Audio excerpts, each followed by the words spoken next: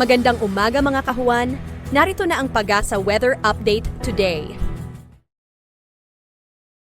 Unahin po muna natin ang ating latest na satellite image. So sa kasalukuyan po ay patuloy pa rin nating binabantayan itong dalawang low pressure area na nasa labas na po ng ating Philippine Area of Responsibility.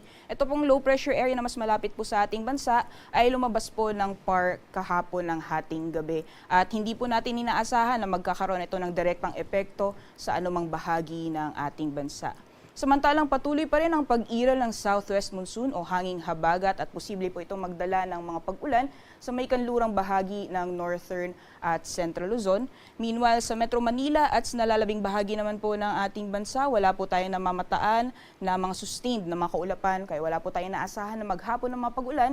So, ngayong araw sa nalalabing bahagi po ng ating bansa, generally fair weather conditions po tayo, liban na lamang yung mga posibilidad ng mga biglaan o mga panandaliang buhos ng ulan. At sa mga susunod na araw, itong dalawang low pressure area po na binabantayan natin, itong low pressure area na mas malapit po sa ating bansa, generally kikilos po ito pakanluran, so most likely makaka-apekto po ito sa may bahagi ng Taiwan or mainland China, so hindi po natin inaasahan na makaka-apekto po ito sa anumang bahagi ng ating bansa sa mga susunod na araw.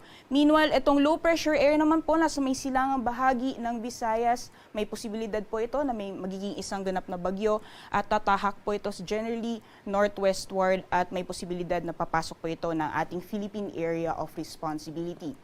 Although base po sa ating pagtaya, sa ngayon hindi po natin inaasahan na tuluyan po itong lalapit sa anumang bahagi or sa ating Philippine landmass. Ngunit habang binabaybay niya po yung silangang karagatan ng ating bansa, ay hahatakin niya po ang southwest monsoon o hanging habagat as early as Wednesday or Thursday ay posible pong makaranas ng malawakang pag-ulan sa bahagi po ng southern Luzon, dyan po sa Calabarzon, Mimaropa, pati na rin sa may Bicol region, posible din po sa may Metro Manila area, sa may Visayas po at ilang bahagi ng Mindanao. Simula po Wednesday or Thursday, asahan po natin ang maulan na panahon at habang binabaybay po nitong sama ng panahon, yung silangang karagatan ng ating bansa ay posible pong magpapatuloy yung mga pag-ulan sa mga nabanggit pong lugar hanggang sa darating na weekend, posible pong tumagal hanggang sa susunod na linggo.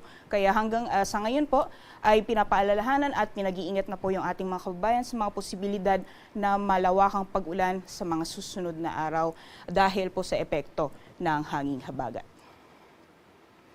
Para po sa magiging lagay ng panahon ngayong araw, gaya po ng nabanggit natin dahil sa patuloy na epekto ng southwest monsoon o hanging habagat, posible pa rin po yung mga kalat-kalat mga pagulan sa may kanlurang bahagi po ng northern at central zone, dyan po sa may Ilocos region, Zambales at Bataan area.